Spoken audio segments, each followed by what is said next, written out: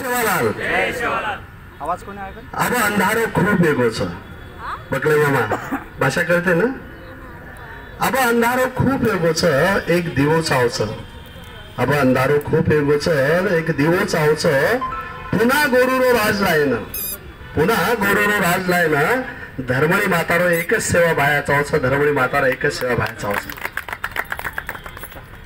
से गोरेन आणि कोरेन साई वेशकेन आराधना करेवाळो, मारोजा करेवाळो, निवेदन करेवाळो, विनंती करेवाळो, निसर्ग पूजक, प्रकृती पूजक, आयुर्वेदाचार्य, धर्माचार्य, शूरवीर, योद्धा, लदेनिकार अनेक नाना विदेती आपण जो संत शिवालाल महाराजांना बजाचा पूजाचा मानाचा जानाचा छानाचा आणि पचाच आपण काय करायचा हम आचार्य नेम लावाचा.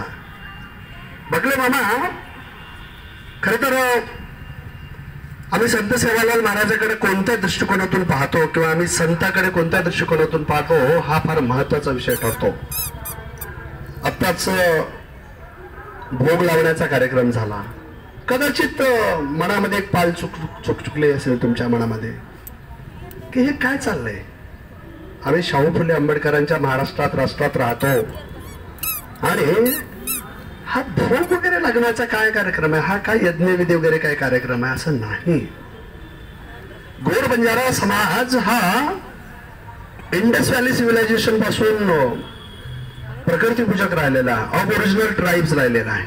मी 10 खंडामध्ये त्याचं चित्रण ग्रंथ रूपामध्ये आता लिखित स्वरूपामध्ये केलेलं आहे आणि पुढचे 1 वर्षभर मी ते लिहिलेल्या 10 ग्रंथावर प्रत्येक आठवड्यामध्ये प्रत्येक महिन्यामध्ये मी किमान 2 तासाचं प्रत्येक आठवड्यामध्ये ते मी मांडणार आहे.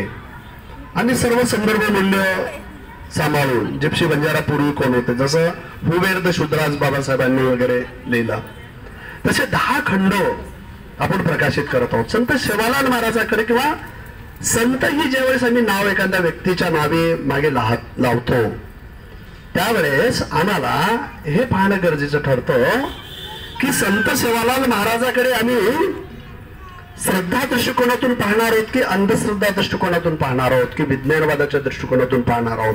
हा फार महत्वाचा विषय आहे. मुळामध्ये एक भूमिका मी तुम्हाला सांगितली की भोग लावण्याचं काय औचित्य आहे, काय प्रासंगिकता आहे, काय गरज आहे. तर भोगवाद हा विज्ञानवाद आहे, प्रकृतीवाद आहे, निसर्गवाद आहे. आणि